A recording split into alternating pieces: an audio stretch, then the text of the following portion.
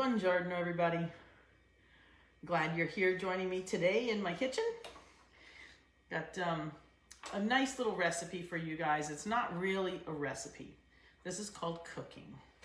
So when I was a kid, there was one dish that was like always one of my favorites, and it was just this really simple roast chicken dish. So that's what I'm going to share with you today, because we do a little trick to the top that makes it really yummy. First thing I'm going to do is show you how I put it all together. First off, today I'm doing just chicken legs. I had a pack of chicken legs. I love chicken legs. Pasquale loves chicken legs, so we're having chicken legs. So I'm just going to put these in here. Let's see. I like to rearrange. There we go. Make them nice and... I can just throw them in. Doesn't really matter. Oops, there's one more. Whoop. Let's throw another one in. Okay. Now, what I usually do is cut up my potatoes, which I cut up already, and you can put them long ways. You can do them chunky like I did this time. And I kept them in water. When you soak them in water, you, first of all, keep them from turning brown. And secondly, it does something to the starch. I forget the reason, the actual reason, you know, who cares? I just know it's better. So I'm gonna real quick just drain the water out of these. And before I throw them in with the chicken, I'm going to dress them a little bit. Now, I'm also gonna put in some carrots. So I'll throw those in. So what I'm gonna do here is I'm going to put a little bit of, gotta use the dry hand because this one's wet. I'll end up with salt all over me. Some salt and some pepper. And I'm gonna throw in just a little. Now you can put in whatever flavors you like. I've got a little bit of, you know, like my magic oregano here from Italy. I'm gonna throw some rosemary on, but I'm gonna wait till I'm done here. I'm just gonna kind of throw this in. Ah, heck, you know what? We're just gonna do this.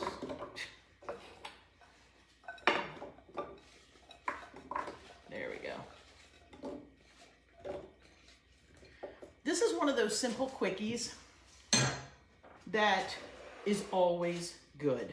And nobody says, oh, that's for dinner? Okay, so now I've got my carrots.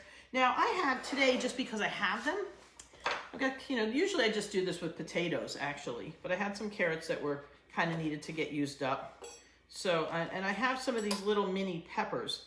So I'm gonna just cut up some of these and throw them in too, because you know what? They're cute and peppers go good with potatoes. But like I said, usually this is strictly a chicken and potatoes dish. I was lucky to get these mini peppers in my vegetable box because I was actually able to get them organic. Usually I don't find these little ones organic, but this time I did. So of course I had to get 2 bags of them, so I'm using them up. But I love them. You know what's really fun to do with these little mini peppers? Just a quick aside here. If you ever need a quickie snack or a quick, you know, even a quick appetizer, what you do is you cut them open like this. This is a nice fat one, it's easy to see. And you get a piece of cheese, and you know what I love? Well, you can put a piece of mozzarella in, like a slice of it. You know, put a piece of mozzarella in there. You can put a piece of, I love Havarti cheese. Oh, it's so good, and it melts so nice. So you can just put it in plain and just shove it in there and just eat it like that. And the sweetness of this with the savory of the cheese is so good. Or you can just dip the ends in like some breadcrumbs, you know, like wet them or maybe even egg the bottom of it and breadcrumb it and then just bake it a little bit. Oh, or you can breadcrumb the whole thing. But anyway, these make great treats. Just stuffed with cheese, plain, not even cooked. See, I make one thing and I start talking about another. That's me. The brain is always spinning. I am the definition of the hamster wheel brain.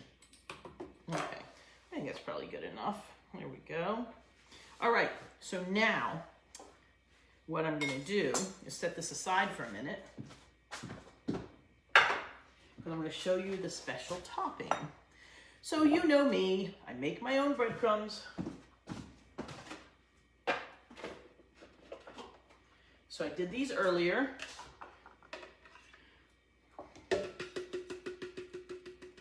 And probably about, well, you know, as much as you want, about a cup or a cup and a half, if that.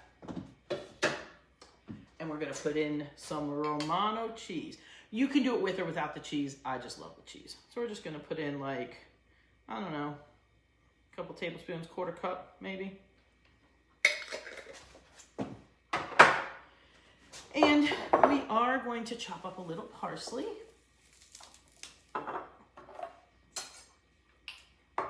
Move that over. Chop a little parsley up in here. I'll get that big stem off.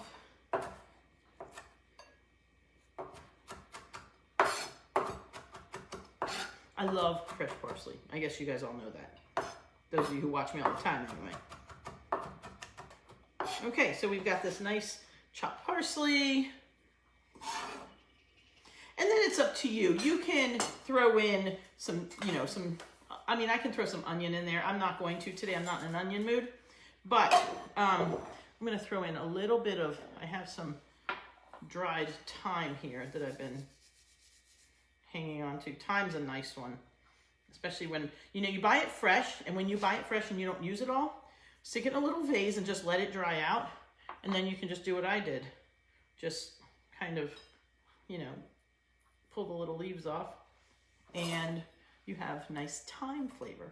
All right, and I'm gonna throw in a little teeny bit of rosemary. I have this is dried rosemary that I dried myself.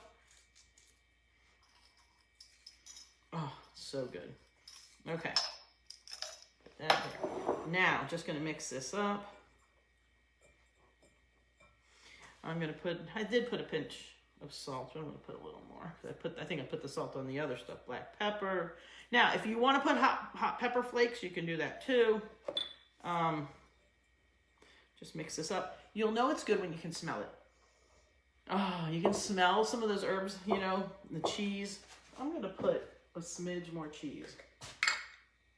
Another little, just because. All right, so now I have this nice breadcrumb mix. And now I have beautiful olive oil. I'm going to put a little bit of this. This is some special rosemary olive oil. That's really nice. I'm going to put some of this in. Oh, this is one of those nice ones that comes out so slow. I always forget that. And then I'm going to put in some of my regular extra virgin olive oil, because that has the best flavor. Okay. It was probably, a couple tablespoons worth. I'm just going to make sure that all of the breadcrumbs are moistened. Okay, and then when you pick them up, you could squish them together. We don't want to squish them together. We want them nice and fluffy, but they are all dampened by the oil. Now, oh man, now you can smell it. So this is what we do. We take these breadcrumbs and we just, well, actually, hang on. I'm going to put a little bit of olive oil over the top of this whole thing, just because, you want it to get in there and get on the bottom, because it helps crisp up the bottom. Now we're going to take some of this, and we're just going to sprinkle, make sure it gets down all the nooks and crannies. Just sprinkle it on the top. What happens here is with the olive oil that's in the breadcrumbs, it helps it, one, it helps it stick. Two, it helps it, it gives it, that extra oil makes it crisp up. Probably made a hair too many crumbs here, but who cares? It's all good. Now, look how pretty this is. So now this is going to go in the oven. What I usually do is I cover it with foil or just a cookie sheet I stick on top for the first about a half an hour. Then the last 15 minutes, I think it takes usually about 45 minutes, depending on your oven, 45 to an hour, not really. You want to make sure those chicken legs are cooked all the way through. If you're ever in a hurry and you want to do something like this, and it does take a while for the chicken on the bone to cook, and you can do this with any pieces of chicken.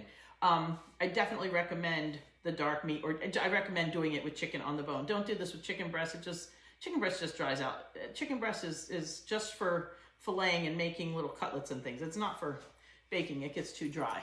So anyway, what I recommend is doing this on the bone. But if you're in a hurry, like I was saying, you can boil your chicken legs first. Like even just parboil them, get them, you know, half to 3/4 of the way cooked. It's going to help them be hot already, so that the heat gets inside to the middle and to the bone quicker in the oven.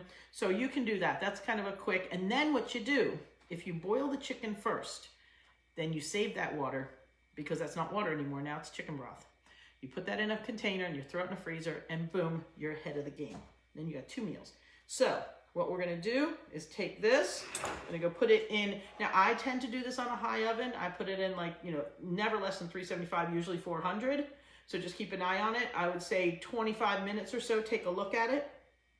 If it looks like it's nice and bubbly and you can almost stick a fork in the potatoes, then that's when you're gonna take the top off and let the top all crisp up. Okay, so let's put this in the oven. Oh my goodness.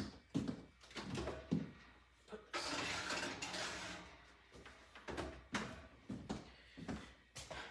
This is a childhood memory dish. This is something we made growing up. This is something that my kids always liked, and it's also something that, you know, we've made in Italy. Now you can do this same dish without the breadcrumbs. So if you want to be gluten-free, you can do it without the breadcrumbs. Absolutely. This breadcrumb concoction is something that my grandmother used to do, and I used to love it. And, you know, we used to put this on top of things. It's similar to my stuffing that I put in my peppers and my, what do you call it? My artichokes and things like that. But with this, it just adds an extra depth. It's almost like making fried chicken, like a quickie, easy fried chicken, you know? It's not coated all the way around, but it is on top, and you get some of that crisp and some of that texture that you want without it being fried. But anyway, like I said, you can also make this same dish just with the chicken and the potatoes. If you do that, just massage, make sure all the chicken and the potatoes all have been massaged in some oil. Flavor it however you like. Again, do the same thing. Cover it for the first bit and then take the cover off, let it crisp up. It's so good. And you let it go, as soon as you think it's done, you let it go like 5, maybe even 10, but at least another 5 minutes, because it's always that last couple minutes that makes the potatoes stick to the pan. And then you get that brown crispy that you got to kind of pry up. That's the best part. That's the best. So whenever you think you're done, always give it a few extra minutes, because never fails that when you think it's done, it's done. It's cooked through, but it doesn't have that perfection. And that's why I like doing it in a glass dish, because I can kind of peek at the bottom and I can see, you know, the crust that the potatoes and the chicken make when it kind of sticks to the dish, and you have to use a spatula to get it up. If you don't have to use a spatula to get it up, you didn't do it right, okay? That's what's most important.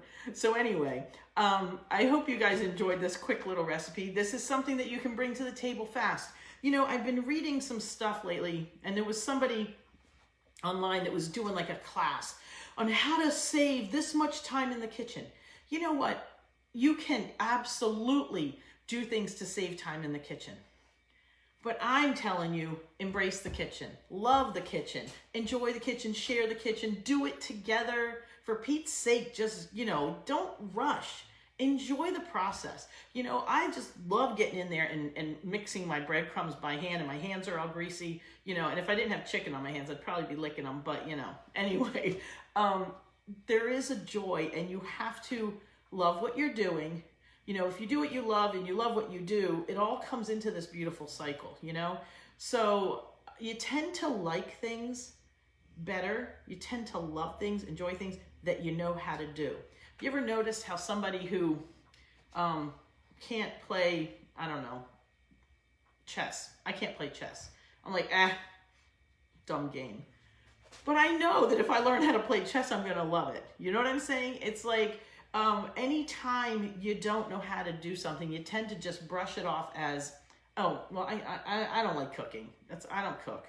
But in reality is you can't cook. So learn how to cook, and all of a sudden you enjoy it. I can't tell you how many people that I've spent time with and shown them how to cook and taught them how to enjoy it, and they do now. And now they call me, they send me pictures, and they're like, oh my God, look what I made. There's such a joy in it. So enjoy even the little simple dishes like this, that sometimes we need those simple dishes.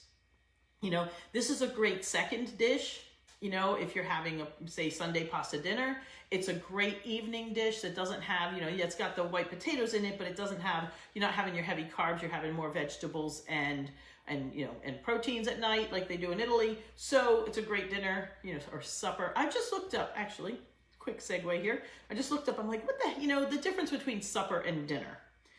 So supposedly dinner is your main meal of the day. So dinner could be at nighttime for most Americans in the evening, or it can be midday like it is in a lot of parts of the world. So it's dinner.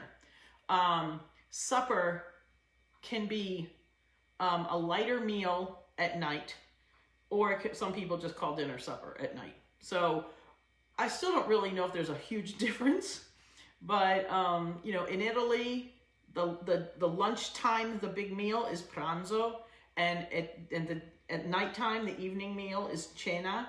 So you know, they don't switch it as to whether you have the big meal in the day or the night, you know. It's pranzo is basically lunchtime, but it's dinner time, it's mealtime, it's the big midday meal. So they kind of go more with time of day as opposed to type of meal, if that makes any sense. I don't know. I'm still like researching it and learning it, but anyway, I thought I'd share that with you and make you go look it up now and see if you can send me some info. But anyway, enjoy. Have a great day. Bring this dish to your table. Please subscribe to my YouTube channel, Dorina's Kitchen, as well as, you know, like and share and whatever, follow this page here on Dorina's Kitchen on Facebook. I'm also on Instagram, so please just keep following my stuff and check out all the things. Actually, I just posted a link on my Dorina's Kitchen Facebook page that has all my links. So you can just go to that one link and it takes you to all my links, and it also takes you to my Fresh Jack's spices that you get a nice discount for because you watch me, and also for my Pampered Chef products that I sell. And if anybody wants to have a Pampered Chef party virtually, I will do a free cooking class for you. So we will have a Zoom cooking class no matter where you are in the country or the world. I will do a class for you. I'm doing one this week that's between Italy and here in the States, so that's going to be fun.